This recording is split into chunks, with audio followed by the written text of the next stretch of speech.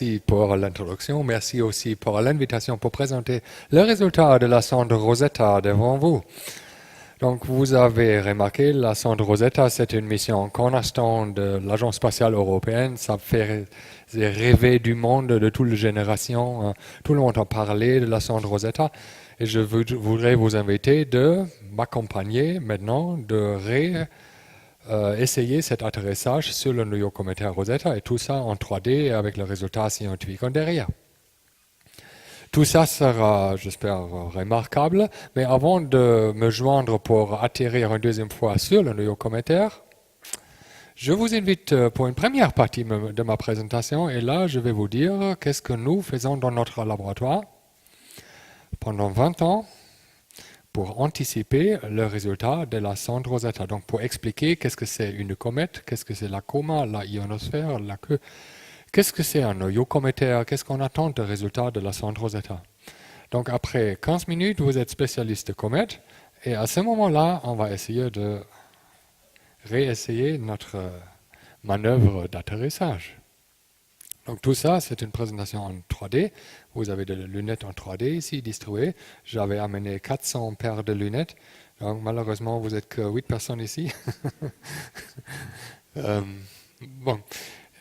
Les lunettes, vous avez besoin pour la deuxième partie de la présentation, là où on va vraiment atterrir sur le noyau cométaire. Mais avant de faire ça, vous avez il faut passer ce passage vers la science, vers ce que nous faisons dans notre laboratoire. Donc ici, vous voyez une comète. En fait, vous voyez la queue de poussière et une autre queue de plasma. Cette queue est bleue et le noyau cométaire, vous avez ici, là-dedans, dans cette première partie de la comète. Cette noyau cométaire a une taille de quelques kilomètres, seulement 5 kilomètres par exemple. Cette queue a une taille de quelques centaines de millions de kilomètres. Donc là, c'est une queue qui s'appelle plasma, c'est type numéro 1, ça c'est queue de poussière, type numéro 2.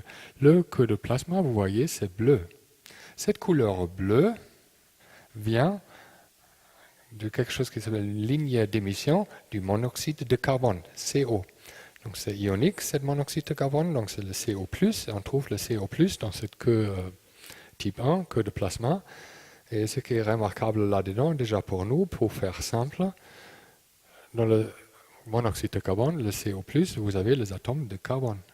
Donc on a besoin d'un réservoir du carbone. Et le réservoir du carbone, ce n'est pas le soleil avec le vent solaire. Le réservoir du carbone qui forme cette couleur bleue, quelques centaines de millions de kilomètres, se trouve dans le noyau cométaire, qui a seulement quelques kilomètres en taille. Donc ça, c'est remarquable, vous comprenez tout de suite, on a besoin du carbone dans le noyau cométaire, le carbone atomique, le carbone moléculaire. Et tout ça, c'est la grande question de la sonde Rosetta. Quelle était la première molécule organique, pas sur Terre, mais dans l'univers? Où est-ce que se formait la première liaison entre un atome de carbone et un deuxième atome de carbone? Cette première unité, C2, carbone plus carbone. Donc ça, c'est une des grandes questions de la sonde Rosetta. La sonde Rosetta, les chercheurs pensent qu'il faut aller à l'extérieur du système solaire pour trouver des comètes qui ont gardé l'information sur la formation de premières molécules dans l'univers pendant 4,56 milliards d'années. Donc là, on trouve de l'information sur l'origine de notre système solaire qu'on ne trouve pas sur Terre. Donc, avec l'aide d'un professeur Greenberg de l'université de Leiden en Pays-Bas, il a développé un modèle sur la formation de comètes. Pour ce modèle, il utilise des grains interstellaires qui sont appelés IDP, Interstellar Dust Particle, et c'est ça que vous voyez ici en marron. Les particules ici, ce sont les poussières, elles sont extrêmement petites. Ils ont une taille d'environ 100 nanomètres seulement. Ils sont dans le milieu interstellaire, on peut le mesurer, on peut le capturer, on a les échantillons de ces grains, de ces poussières dans le laboratoire. Donc tout ça, c'est connu. Ces grains, ils sont faits de silicate, donc c'est quelque chose qui est connu. En phase gaz maintenant, dans le nuage interstellaire, dans l'espace, on trouve quelques molécules comme celui-là. Et ça, c'est ma première question à vous. Comment on appelle cette molécule? Celui-là. Cette molécule se trouve en phase gaz et est en train de se condenser, ça veut dire absorber à la surface de cette poussière ici. Comment vous appelez cette molécule?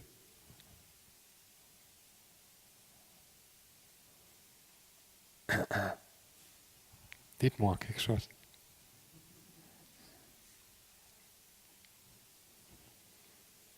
Donc ce n'est pas l'H2O.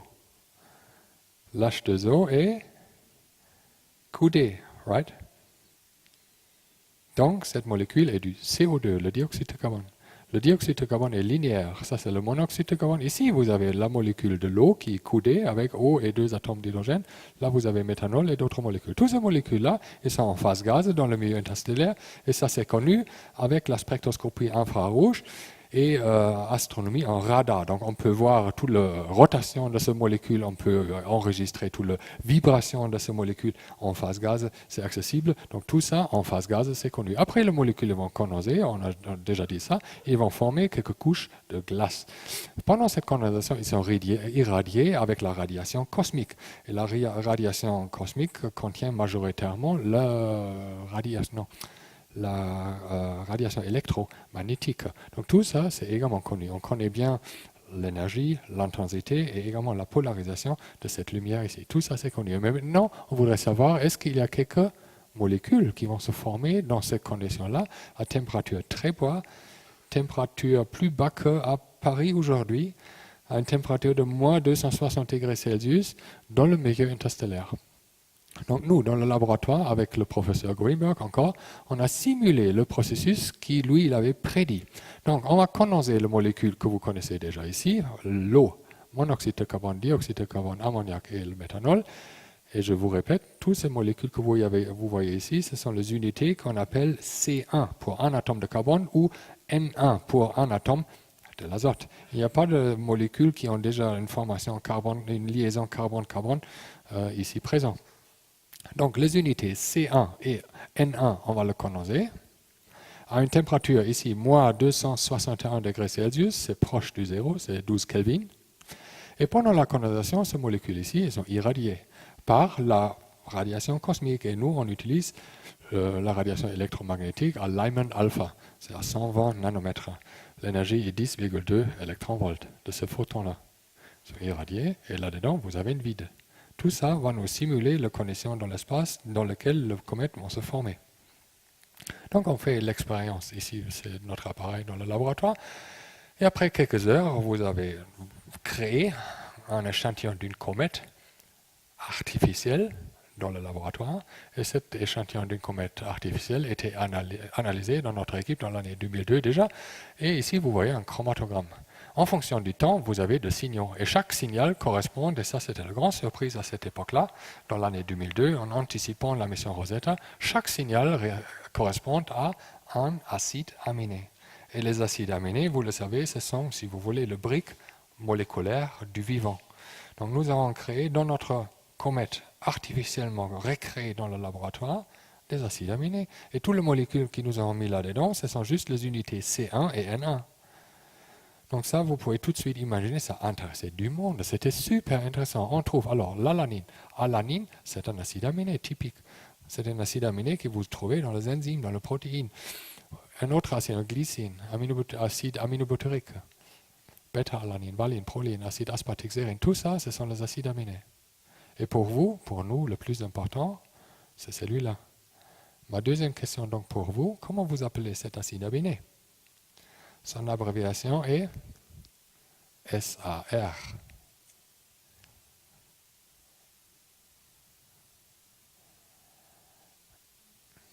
Donc je répète, ça c'est ALA, c'est l'alanine. PRO, c'est un autre acide aminé qui s'appelle proline. SAR, c'est donc notre sarcosine. Mais oui, bien sûr. Ça, c'est sarcosine. Et vous avez bien remarqué, c'est le plus petit de tous les signaux que nous avons là-bas. Après, nous avons, donc, avant de publier le résultat, on s'est dit, c'est tellement révolutionnaire dans notre science sur l'origine de molécules organiques, sur l'origine de la vie sur Terre, sur la recherche physico-chimique, sur la composition de noyaux cométaires. C'est tellement révolutionnaire, le monde ne va pas nous croire. Donc, il faut éviter que les gens vont penser qu'on a mesuré juste quelques contaminations dans notre laboratoire. Qui va nous dire que les 16 acides aminés que nous avons trouvés viennent vraiment des unités C1 et N1 que nous avons introduites dans le système? Et là, nous avons utilisé, et ça c'est souvent en science, on utilise un marquage isotopique. Donc nous avons marqué toutes les molécules comme CO, CO2 et méthanol qui contiennent du carbone avec le carbone 13. C'est un autre isotope du carbone. Nous avons recréé notre manip, nous avons également trouvé 16 acides aminés, et parce qu'on a fait la chromatographie en phase gazeuse couplée à la spectrométrie de masse, pour chaque acide aminé, pour chaque signal, on a son spectre de masse en deuxième dimension. Et dans le spectre de masse, dans notre échantillon carbone 12, on voit ici les masses de tous les acides aminés. Maintenant, dans l'échantillon carbone 13, on voit que les masses sont différentes. Par exemple, la masse de la glycine en carbone 12, c'est 175. En carbone 13, c'est 177. Et donc ça veut dire que notre acide aminé glycine est vraiment créé des unités C1 et N1 que nous avons introduites dans le système. Il n'y a pas photo, il n'y a pas de contamination. Donc ça c'était intéressant pour tous les journaux du monde, comme par exemple Le Monde, des briques du vivant dans un cosmos artificiel. À partir de 2002, donc, nous avons obtenu un considérable financement de notre laboratoire et on s'est équipé par une autre technique d'analyse qui s'appelle la chromatographie multidimensionnelle maintenant. Avant, vous avez vu une chromatographie monodimensionnelle, ça c'est multidimensionnel. Dans cette chromatographie, ça c'est une révolution aujourd'hui en sciences analytiques, on peut séparer, donc on trace le temps en fonction du temps. C'est assez remarquable et tout ça, c'est un chromatogramme en phase gazeuse. Chaque signal correspond à un acide aminé. Dans notre laboratoire, il y a deux appareils de ce type-là. Ici, vous avez un standard des acides aminés et là, vous voyez un chromatogramme multidimensionnel de notre échantillon du noyau cométaire. Donc, c'est le même échantillon où on a précédemment trouvé 16 acides aminés. Avec cette technologie, aujourd'hui, on trouve 30 acides aminés différents dans notre échantillon de la comète artificielle. Tous les signaux que vous voyez ici correspondent aux acides aminés. Vous comprenez tout de suite, il y a beaucoup de signaux là-dedans qui nous ont pas encore même identifiés. Quelques acides aminés, nous avons déjà identifié, par exemple celui-là, c'est un signal, ça c'est la structure de cet acide aminé qui s'appelle l'aminoéthylglycine. Ici vous avez une autre acide aminé qui s'appelle acide diaminobutyrique de 4. Cet acide aminé chiral, donc il y a deux énantiomères, en conséquence je vois deux signaux. Cet acide aminé ici n'est pas chiral, donc il y a un seul signal que je vois avec chromatographie multidimensionnelle. Aujourd'hui on trouve même du sucre dans notre échantillon de comètes artificielles, comme par exemple ici le ribose. Là une autre ribose alpha-pyranose, ribose bêta-pyranose. On voit tout le sucre, le sucre voisin de zaldopentose, qui est ribose, arabinose, xylose, luxose. Tout ça, on voit bien séparé par la chromatographie multidimensionnelle dans notre échantillon d'une comète artificielle. Et dans le ribose et dans les autres sucres aussi, on utilise marquage isotopique pour vérifier s'il n'y a pas de contamination. Pourquoi c'est important? Donc ici, dans le contexte de l'origine de la vie sur Terre, d'une évolution chimique, là vous avez une molécule de l'ADN, ici vous avez une protéine. Vous savez bien, pour la vie aujourd'hui, la biologie a besoin de l'ADN, donc l'information génétique, mais également de protéines. Donc il y avait un long débat qui était première sur Terre, c'était l'ADN ou c'était plutôt les protéines. Walter Gilbert, en 1986, a publié dans le journal Nature que c'est ni l'ADN ni les protéines qui ont contribué à l'origine de la vie sur Terre. Il y avait une autre molécule avant, et cette molécule, ça s'appelle ARN, l'acide ribonucléique. Ici, vous avez la structure, sa structure. Walter Gilbert, il a également conclu dans cette publication en 1986 que l'ARN n'était jamais la première molécule génétique sur Terre. Il avait conclu qu'il y avait d'autres molécules avant ARN. Il a bien dit que l'ARN était avant l'ADN et la protéine, mais l'ARN n'était pas la première molécule. Donc il y a aujourd'hui plusieurs candidats. Et ici, je vous présente deux. Ce sont les APN, les acides peptidiques nucléiques. Celui-là et celui-là. Si vous regardez dans sa structure, vous avez ici un acide diaminé. Aminoéthylglycine. Et ça, c'est exactement cet acide aminé que nous avons vu dans notre échantillon d'une comète artificielle que je vous avais présenté dans le diapo précédent. Ici, une autre molécule, une autre APN, un autre acide peptidique nucléique qui est basé sur sur l'acide 2,4-diaminobutyrique. Ici, c'est le monomère, branché via des liaisons peptidiques vers une deuxième. Et comme ça, on peut créer les acides peptidiques nucléiques. Donc ici, vous avez une nucléotide, tout ça va devenir un oligonucléotide, pareil pour les APN. Ce qui nous intéresse maintenant dans la structure de l'APN, ils ont été synthétisés dans notre laboratoire, nous avons celui-là et celui-là disponible, on peut créer des duplex entre l'ARN et APN. Vous savez bien, ARN comme ADN existe dans les organismes vivants. Dans votre organisme, par exemple, dans les humains, dans les animaux, dans le pain, tout ça, c'est basé, toute la vie est basée sur l'ADN et l'ARN. L'APN, par contre, n'existe pas du tout dans le monde biologique. Donc nous, synthétiquement, nous avons synthétisé, créé, formé cette molécule-là. Et ce qui est remarquable là-dedans, en B, vous avez indiqué le base azotée, le base nucléique. Donc les bases il y a 4 bases, comme vous le savez, A, T, C et G. Et on peut maintenant créer un hybride, ça s'appelle, entre APN et ARN. Et dans cet hybride, qu'on appelle également duplex, APN-ARN, les règles d'apparition de base, base pairing rules, après Watson et Crick, sont maintenues. Donc ça, c'est une indication pour nous que l'APN peut bien être, une de ces structures de l'APN peut bien être la première molécule génétique sur Terre. Donc là, actuellement, vous dites probablement, ah oui, il est capable de recréer le noyau cométaire dans son laboratoire, oui, ça c'est accepté. Il trouve beaucoup de molécules organiques là-dedans, par exemple les acides aminés, mais également les acides diaminés. Et quelques acides diaminés sont le brique moléculaire du matériel génétique. Mais vous pouvez également penser qu'il y a éventuellement aussi une coévolution de molécules dans l'espace, ou en forme de molécules organiques en variété, et l'origine de la vie sur Terre. Donc on voudrait maintenant comprendre, est-ce que les molécules dans l'espace sont vraiment impliquées dans l'origine de la vie sur Terre ou pas? Et là, on voudrait utiliser un deuxième marqueur qu'on utilise souvent en chimie physique, et ça c'est la chiralité. Beaucoup des acides aminés sont chiraux, et dans les organismes vivants, vous avez juste l'utilisation des acides aminés en configuration gauche. Donc, cette violation de la symétrie, on essaie d'obtenir des informations scientifiques si cette violation a été déjà dans l'espace.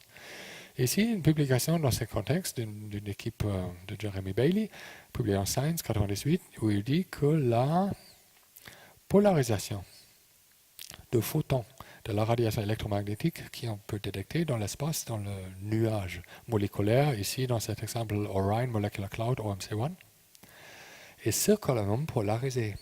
Et si vous avez des photons, la radiation électromagnétique, avec longueur d'onde, fréquence, énergie, qui est circulairement polarisée, ça veut dire que vous avez un vecteur du champ électrique qui tourne comme une hélice autour de l'axe de translation. Donc vous pouvez créer la lumière circulairement polarisée à droite et la lumière circulairement polarisée à gauche.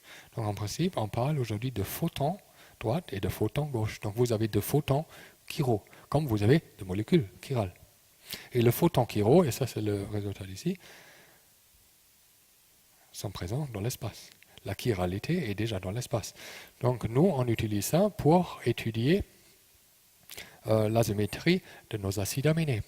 Dans l'exemple, c'est pas ça que je voudrais montrer, le prochain, dans cet exemple ici, on utilise le synchrotron Soleil au-dessus de Paris, sur le plateau de Saclay, où on a cet anneau pour les électrons, un ondulateur, c'est la radiation synchrotron qui est émise, plusieurs longueurs d'onde, filtre xénon, et la lumière circulairement polarisée, donc créée par un ondulateur, fait une flexion sur un grating et après un polarimètre qui va mesurer la polarisation circulaire.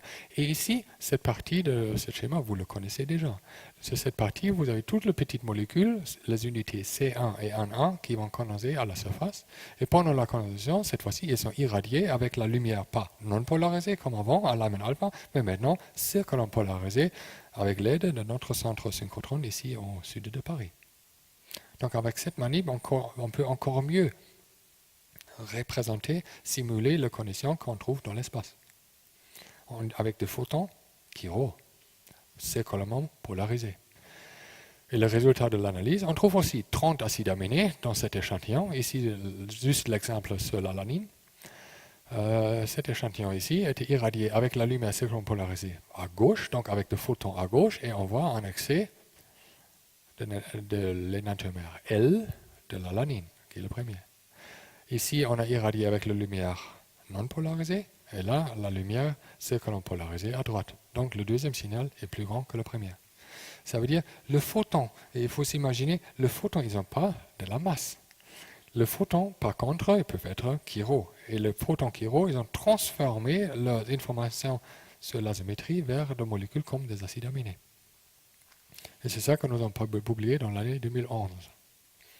Ça, c'est aussi intéressé pour le journal Le Monde encore, qui ont dit avec leur caricaturiste que vous connaissez certainement, il y a des météorites, donc dans notre cas, ce n'est pas les météorites, ce sont bien sûr les comètes, contiennent les acides aminés qui tombent sur Terre, il y a la lumière circulaire polarisée à droite et à gauche, donc pour la vie, plus et moins, etc. En général, tout ça, c'est relativement compliqué. En bref, la vie sur Terre est de gauche. Ça, c'était la conclusion du Monde. Voilà, c'est ma première 15 minutes et maintenant vous avez l'information principale sur le noyau cométaire. Qu'est-ce qu'on pense en tant que chimiste et là-dedans, la composition chimique du noyau cométaire. Donc maintenant, on va se mettre ensemble sur un atterrissage sur un noyau cométaire avec la sonde Rosetta. Donc la sonde Rosetta, c'est une sonde européenne avec un diamètre de panneau solaire de 32 mètres. Donc c'est un très grand appareil. Et ici, vous avez la sonde. La sonde contient un module avec tous les appareils scientifiques. En anglais, le Payload Support Module. Donc ici, dans ce module, vous avez 10 appareils scientifiques. On utilise par exemple le spectromètre de masse. On va capturer quelques grains cométaires. Dès qu'on est arrivé au comète, au noyau cométaire, on va capturer quelques grains cométaires et on peut le mesurer par spectrométrie de masse. Nous avons un microscope à balayage atomique, un AFM, Atomic Force Microscope, en bord de cette mission-là. Nous avons ici plusieurs caméras. Cette caméra ici, Virtis, était construite en Italie, va regarder vers le noyau cométaire dans l'infrarouge. Nous avons deux caméras ici, Osiris, Near Angle Camera, Wide Angle Camera, qui ont été construites à Max Planck en Allemagne, qui vont regarder dans le visible vers le noyau cométaire. Donc on a les caméras qui vont regarder dans tout le spectre de l'électromagnétisme vers le noyau cométaire pour obtenir le maximum d'informations. 10 appareils en total. On n'a pas le temps de discuter tous les 10 appareils maintenant. Ici, vous avez remarqué, c'est notre petit atterrisseur Philae, et Philae lui-même, il a aussi 10 appareils scientifiques. Là, vous voyez Rosetta, l'atterrisseur Philae, et 3 techniciens qui ont installé Philae sur la sonde Rosetta. Est-ce que vous remarquez l'erreur dans cette image? Ma troisième question. Il y a quelque chose ici qui ne va pas.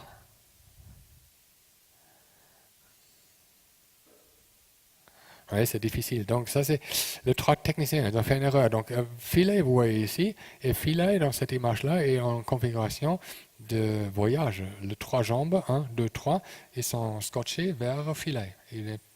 Ça, c'est sa configuration pour le voyage. Et après, en configuration d'atterrissage, ils sont déployés, 1, 2, 3, et Philae pense donc que le noyau cométaire est en bas de cette image pour atterrir. Notre Payload Support Module, par contre, c'est ici. Vous avez Osiris, Virtis. Tous ces appareils pensent que le noyau cométaire est au-dessus de cet appareil-là. Donc les 3 techniciens, et ça c'est pas une blague, ils ont fait cette erreur-là. Ils ont scotché Philae à 180 degrés inverse sur Rosetta. Donc après séparation, donc, il fallait tourner Rosetta, la sonde, pour suivre Philae pendant l'atterrissage. Donc, dans l'année 2004, il y avait décollage, il y avait une première survol sur Terre, deuxième par Mars, troisième vol Terre. Après, pour la première fois, on a passé la ceinture des astéroïdes et on a visité une astéroïde qui s'appelle Steins. Après une quatrième survol Terre, donc nous avons fait une manœuvre Terre-Mars. On a passé Mars avec une distance de 250 km derrière Mars. Et après, troisième fois Terre et avec quatrième fois Terre pour obtenir la vélocité et le trajectoire nécessaire pour arriver à notre noyau cométaire. En 2010, nous avons passé pour la deuxième fois, la sonde Rosetta est passée pour la deuxième fois la ceinture des astéroïdes. Et là, on a visité cet astéroïde qui s'appelle Lutetia. Son diamètre 120 km.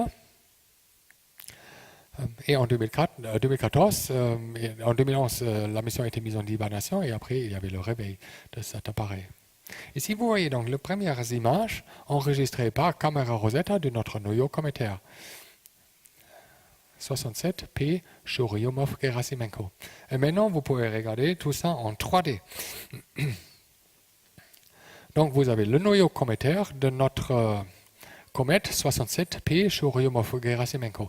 Et ça, c'est une grande surprise pour nous tous qui ont été impliqués dans cette mission-là, parce qu'on avait pensé, après le calcul des équipes à Marseille, que le noyau cométaire a une taille de 5 fois 4 fois 3 km. Et on a vu ça. Donc, il y a un petit lobe et un grand, il y a une petite lobe et un grand lobe, il y a une zone qui est intermédiaire.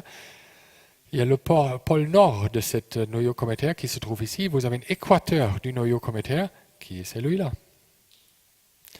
Et maintenant, nous avons enregistré beaucoup des images de cette noyau cométaire avec ici, par exemple, une falaise sur une hauteur de 800 mètres. La taille totale du noyau cométaire, je l'avais dit, c'est 5 km. 800 mètres altitude ici. Et cette zone, ça s'appelle Hathor. Une zone intermédiaire qui est appelée Hapi. Donc là aussi, cette falaise à voir en 3D. Nous avons des structures de morphologie à la surface qui ont été extraordinaires. Donc on n'a jamais pensé d'avoir avec un tel détail la surface cométaire. Vous avez des terrains qui sont plus smooth, il y a des autres qui sont rough. Il n'y a pas de cratère à cette surface-là. Donc maintenant, une petite animation en 3D. Sur le noyau cométaire. Ça, c'est le petit lobe, ça, c'est le grand lobe. Ici, vous avez cette falaise, 800 mètres d'altitude, qui s'appelle Hathor Hapi, entre les deux.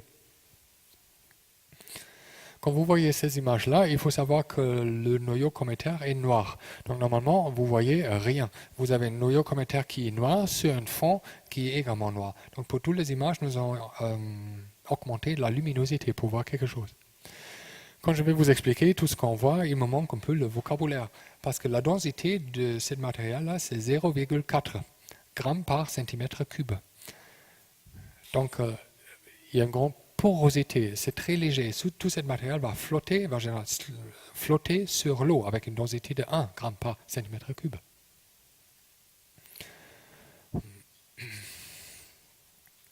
Ça, c'est une rocher. Donc, je l'appelle rocher Khéops, mais en réalité, tout ça, c'est beaucoup moins dense que l'eau.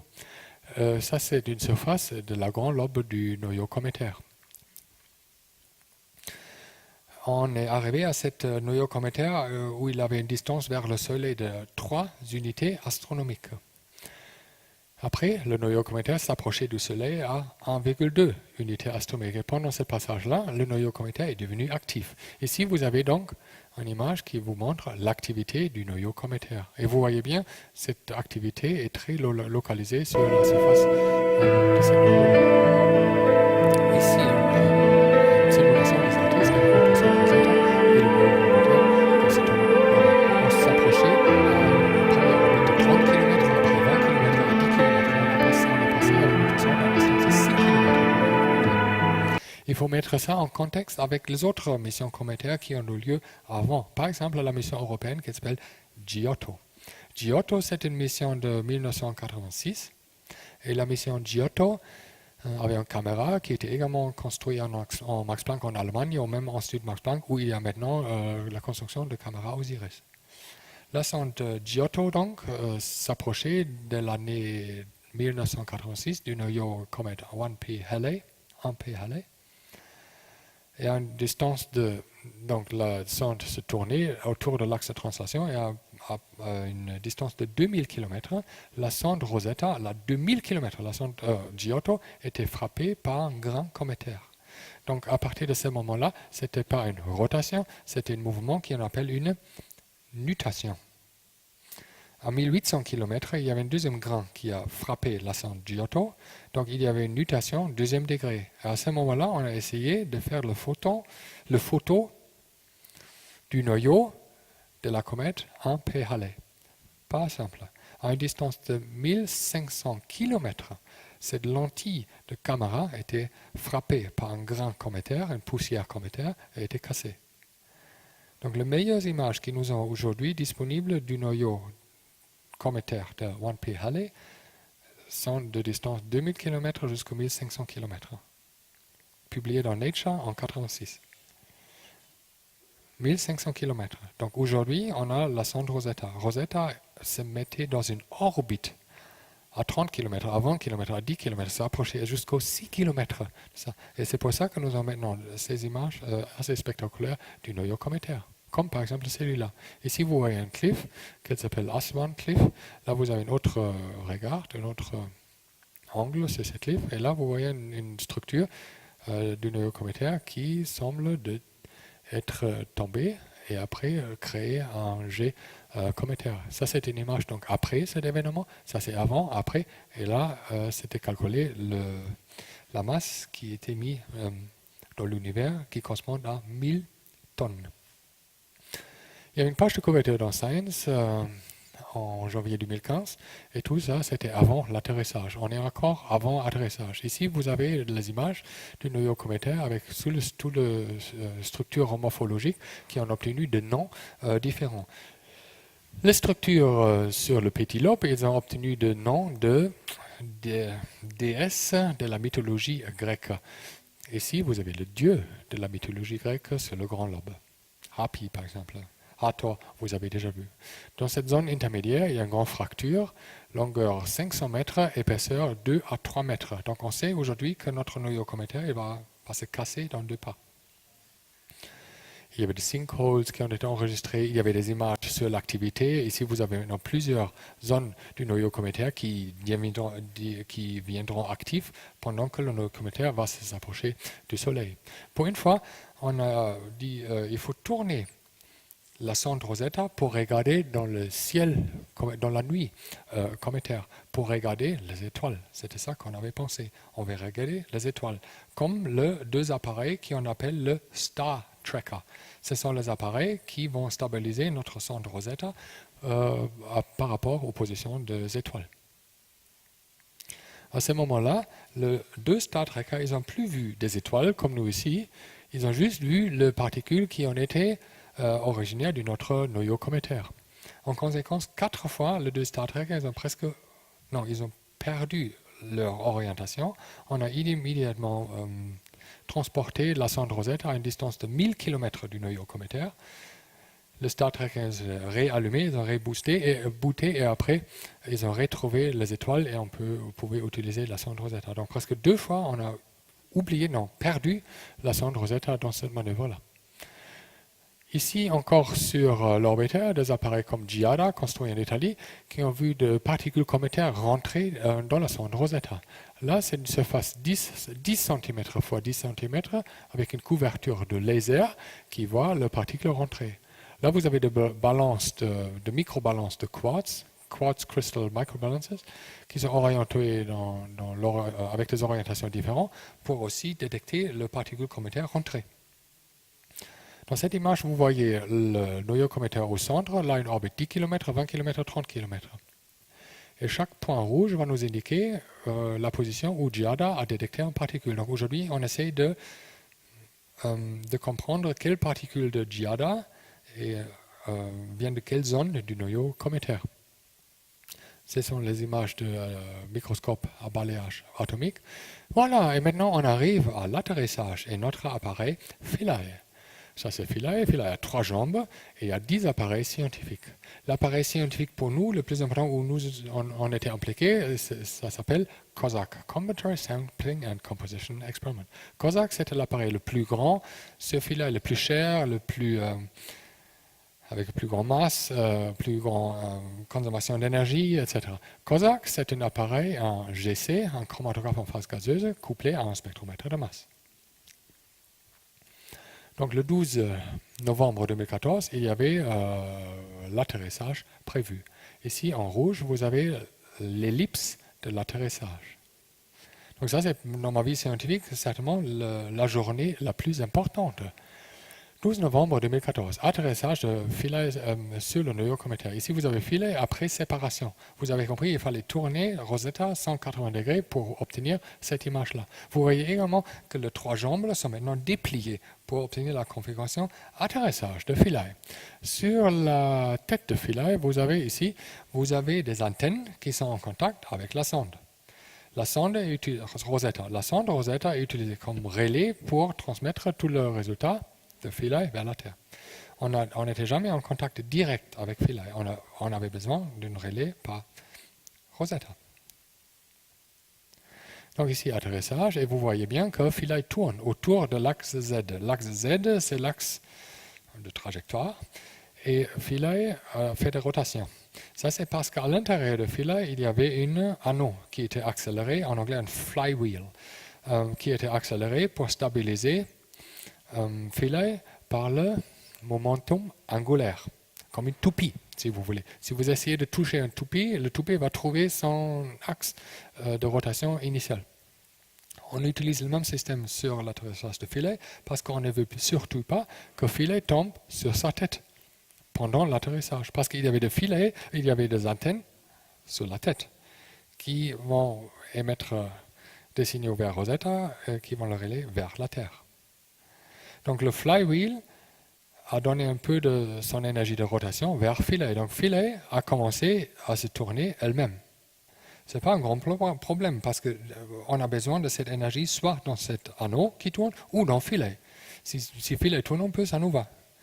On a mesuré une rotation par tous les 8 minutes pendant cette manœuvre de l'atterrissage. L'atterrissage en total, c'était 7 heures. Tous les 8 minutes, une rotation. Ça va complètement. Pas de problème. Tout va bien pour l'instant. Ici, en photo, le noyau cométaire qui s'approche, avec zone d'atterrissage ici. Et là, vous avez un pied de Philae. La même image, j'ai en 3D. Un pied, deuxième pied de Philae, et ici, le noyau cométaire qui s'approche. Extraordinaire. Moi, j'avais peur que la comète passe à côté.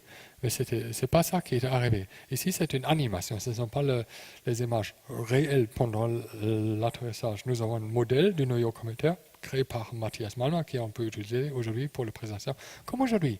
Donc ici, vous avez une image, grande image vient de la sonde Rosetta. Et là-dedans, vous avez une petite image. Et cette petite image était enregistrée par caméra Rollis en bord de Philae. Donc on voit, Philae va atterrir ici. C'est parfait, là-bas. Pas sur cette roche là-bas. Parce que là aussi, Philae va tomber et on n'a plus de résultat. Moi, j'étais à Cologne, dans le DLR, où il y a le Flight Control Center. Champagne a été servi derrière, donc tout le monde était très content. Il y avait des autres gens qui ont été à Darmstadt, encore d'autres personnes à Toulouse, en France, en Song, encore d'autres personnes ici à Paris, Cité des Sciences. C'était une fête, si vous voulez, européenne. François Hollande, il était Cité de la Science à Paris. Il a vu, comme vous, en 3D, l'atterrissage de Philae. Éventuellement, vous avez ces lunettes là, actuellement. François Hollande, donc quand il avait vu ces images-là, il était pris par ses émotions et il s'est dit « Ah waouh, c'est tellement excellent !» Donc il a pris un microphone et il a fait un discours sur la recherche en Europe. Et ce discours était très bien parce qu'il a parlé que la recherche est nécessairement internationale. On ne peut pas faire la recherche sur le noyau cométaire dans un seul pays, comme par exemple la France ou seulement l'Allemagne. Ensemble, tout ça va extrêmement mieux et on peut créer des missions comme Rosetta. Il a complètement raison quand il avait dit ça. La recherche est internationale. Et deuxième information qu'il n'avait pas dit, la recherche sur Rosetta, c'est international, mais aussi c'est une recherche entre les générations. J'avais dit, il y avait des gens qui ont participé à Rosetta qui ont été déjà dans la mission Giotto de l'année 86 qui a visité le comète Ampère-Halley. Et ces gens-là, ils ont créé, si vous voulez, la sonde Rosetta. Pendant les 30 ans entre Giotto et Rosetta, beaucoup de monde a disparu, ils ne sont plus là avec nous. Donc ils ont donné la responsabilité scientifique aux autres gens qui sont plus jeunes et qui ont continué avec Rosetta. Et donc ça, c'était vraiment une mission entre les générations. Et ça, c'est aussi très important en recherche. Donc François Hollande, ce qu'il n'avait pas vu à ce moment-là, c'est que nous avons vu à Cologne, on avait prévu maintenant une image panoramique 360 degrés en stéréo de la surface cométaire après atterrissage, enregistré par le camarade Jean-Pierre Bibring, ici, IAS de Paris. Et on a vu ça. Et on a vu ça avant atterrissage, après, vous faites la différence de l'image, vous voyez les trois trucs de pied, mais Philae n'est plus là. Philae était ici. Mais, grande surprise, Philae est atterri dans une position, moi j'appelle cette position une position verticale et pas position horizontale, verticale où les antennes ont encore contact avec notre centre Rosetta. Donc après atterrissage, c'est une grande surprise, on avait enregistré les données comme ici. Ça c'est notre cliff sur le noyau cométaire qui s'appelle Pierre et Hillion Cliff. Donc Jean-Pierre Bibring il est très fier de cette image. Donc là vous avez une distance de 50 cm à une surface du noyau cométaire. Et il dit, là, on voit donc une surface d'une âge de 4,56 milliards d'années. Et dans la structure de cette surface, vous avez beaucoup d'informations sur l'origine du système solaire. Ici, c'est un pied de Philae. Ça, c'est une image d'un artiste après atterrissage, parce qu'à ce moment-là, on ne savait pas où se trouve Philae. Cette image est devenue page de couverture du journal Science. Maintenant, on est en juillet 2015. Et après, quelques semaines après, la sonde Rosetta a retrouvé Philae sur la surface cométaire. Ici, vous avez cette image-là. Et ça colle parfaitement avec l'image artistique qui a été publiée quelques semaines avant. Donc, l'atterrissage, c'était mercredi, le 12 novembre 2014. Et Philae était dans cette position verticale, avec notre appareil COSAC. Notre appareil a une drill à l'intérieur, comment ça s'appelle, un drill pour obtenir un échantillon. Mais toutes les autres équipes, ils ont eu peur que si on utilise maintenant cette drill, le drill va toucher le périhélion cliff et Philae, qui pèse 1 gramme seulement sur le noyau cométaire et 100 kg sur Terre, après cette opération, va tomber sur sa tête. Et si Philae fait ça, on n'a plus de contact. Donc le mercredi, on n'a pas du tout utilisé cette drill, cette manip. Le jeudi non plus. Le vendredi, ils ont dit, maintenant c'est à COSAC de faire le premier manip. Et tout le monde était d'accord, parce que c'était notre dernière chance. Vendredi matin, on a transmis une séquence vers l'atterrisseur Philae. C'était accepté. Philae a envoyé de commandes qu'il a bien reçues, cette commande-là. À partir de 12 heures de midi, Philae est disparu sur l'autre côté du noyau cométaire.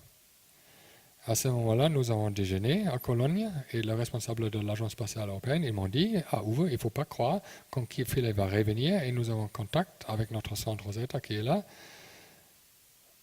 parce que les batteries de Philae ils seront vides. Donc on avait, pendant toute cette vendredi, pensé que les données de Philae ne vont plus revenir. C'était 21h le soir, 9h le soir, on avait calculé que les données de Philae vont arriver, et à 21h, il n'y avait rien. À 22h, il n'y avait rien. À 22h30, encore rien. Et à 22h40, il y a une première séquence qui est arrivée, et ça c'est celui-là, et là c'est COSAC Science, et ça c'est une séquence qui vient de notre appareil COSAC. Après manip sur le sol cométaire, nous avons enregistré un spectre de masse. Et là, pour nous, c'était une valeur énorme, cette spectre de masse enregistrée après atterrissage sur le noyau cométaire. Et après cette ligne, il y avait 420 autres lignes qui sont arrivées. Donc nous avons mesuré 420 spectres de masse après atterrissage sur le noyau cométaire. Vers minuit, un peu après minuit, ce vendredi-là, vous avez le statut de nos batteries. Ils sont chutés verticalement vers zéro. Et là, c'était clair que Philae va perdre son énergie. Et tout ça, nous avons vu. Donc, qu'est-ce que nous avons mesuré avec COSAC? Ici, vous avez son schéma. C'est une chromatographe en phase gazeuse. Ici, vous avez 8 colonnes capillaires en parallèle qui sont couplées à un spectromètre de masse, type temps de vol. Tout ça, c'était construit par nous. Ce n'était pas acheté, si vous voulez, c'était construit. Là, vous avez le réservoir de gaz. Ici, vous avez un réservoir pour calibration, etc. Ici, c'est le flight model, chromatographe phase gazeuse, temps de vol, réservoir pour l'hélium et le box électronique. Ce que nous avons mesuré, c'est celui-là, le 12 novembre. Ici, vous avez un spectre. Là, vous avez un spectre qui était mesuré avant. Et là, vous avez un spectre qui était mesuré après. Et vous voyez clairement la différence entre avant et après et le spectre qui était mesuré 20 minutes après atterrissage et rebondissement. Donc, ma quatrième question à vous. Dans le spectre en bas, vous avez 3 signaux. Le premier signal, celui-là, a une masse de 18. Le deuxième signal, il se trouve à 28. Et le troisième signal se trouve à 44. Quelle molécule que vous connaissez a une masse 18?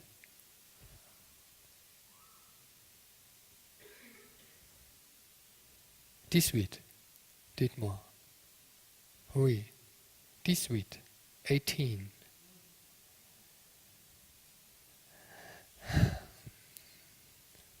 Hein? Quelle molécule a une masse de 18? Je ne vais pas continuer dès que vous ne répondez pas.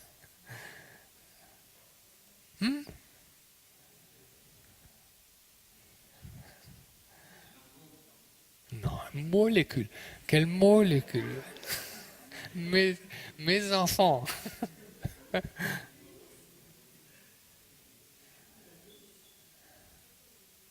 Argon, c'est bien un atome. Oui. Argon a masse 18, oui, ça.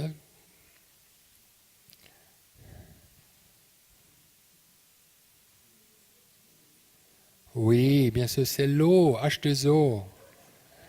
L'eau a masse 18. Ah, mais ma cinquième question, quelle molécule a une masse de 28?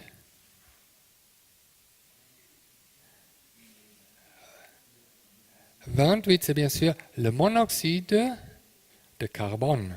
12 pour le carbone et 16 pour l'oxygène. Et finalement, nous avons 44, c'est bien sûr le CO2. 16 pour l'oxygène, 12 pour le carbone, ça nous fait 44. Donc avec cette technologie, le spectromètre de masse, on peut caractériser les molécules. Et ce qui est remarquable là-dedans, après 10 ans de voyage de la sonde Rosetta avec Philae dans l'espace, en octobre 2014, c'est 4 semaines avant l'atterrissage, on voit encore les 3 molécules dans notre détecteur. Et dans l'espace, vous pouvez bien imaginer, il y a le vide. Après 10 ans dans le vide, vous avez encore les 3 molécules dans notre détecteur. Et pas seulement dans notre détecteur, il y a aussi des autres appareils, comme par exemple Rosina, qui ont confirmé les 3 molécules, la présence de ces 3 molécules-là. Mais qu'est-ce que nous avons trouvé ici? C'est cette spectromasse ici, vous voyez la différence. Donc ici, c'est le spectre de Kozak mesuré. Là, vous avez en noir le spectre qui nous ont mesuré et en orange le spectre qui nous ont calculé avec le molécule pour obtenir le spectre en noir, une reconstructed fit, ça s'appelle en anglais. Pour cette fit, nous avons utilisé 16 molécules, vous l'avez ici, également là-bas, et les 16 molécules que nous avons trouvées, donc après atterrissage de Philae sur le noyau de la comète 67P Churyumov-Gerasimenko sont les alcools, les carbonules, les amines, le nitrile, les amides et les isocyanates. Il y a quelques molécules que l'on n'a jamais vues avant dans le noyau cométaire.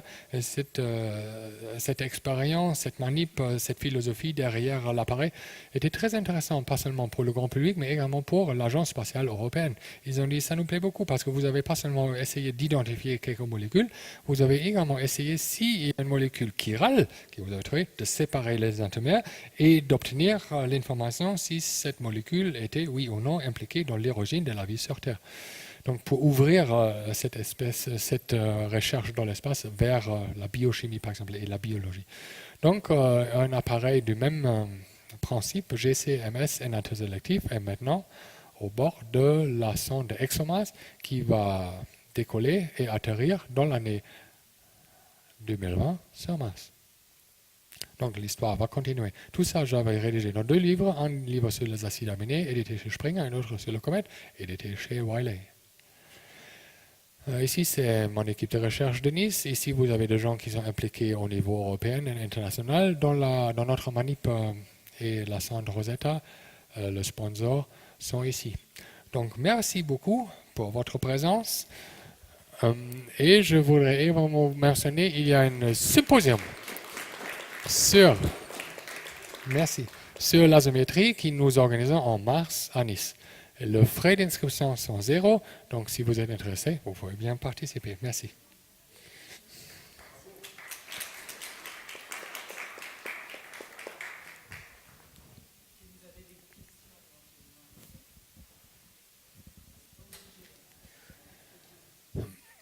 Moi, j'aurais une. Les technologies embarquées en 2004, donc ça fait quasiment 15 ans. Aujourd'hui, est-ce qu'elles sont dépassées ou c'est encore d'actualité pour la plupart d'entre elles? Si on avait aujourd'hui sur Rosetta les technologies d'aujourd'hui, est-ce que ça aurait changé beaucoup de choses? Donc, la philosophie des agences spatiales pour la mission Rosetta. Le budget Rosetta, c'est 1 milliard d'euros. Et les agences spatiales qui sont derrière, ils souhaitent que nous, les chercheurs qui sont impliqués, vont construire tous les appareils neufs. Parce qu'ils veulent avoir des effets de spin-off vers l'industrie. Et ça fonctionne extrêmement bien. Donc ça, c'est ma réponse officielle. Donc on avait fait plein de réunions Technology Transfer, Rosetta Scientist avec l'industrie européenne. Et ça fonctionnait énormément. Beaucoup des industriels sont intéressés par de petites questions où nous avons trouvé la solution. Donc encore, ça c'est la réponse officielle. La réponse officieuse, c'est plutôt, il faut savoir le processeur de l'ordinateur qui est dans Philae. C'était même pas un Pentium de Intel. C'est un 486, un 486. Vous le connaissez encore, les anciens processeurs 400. Donc vous comprenez tout de suite qu'on était fortement limité par le traitement de données sur Philae.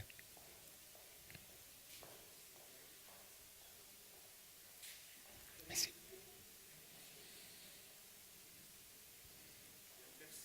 Merci à vous. Merci.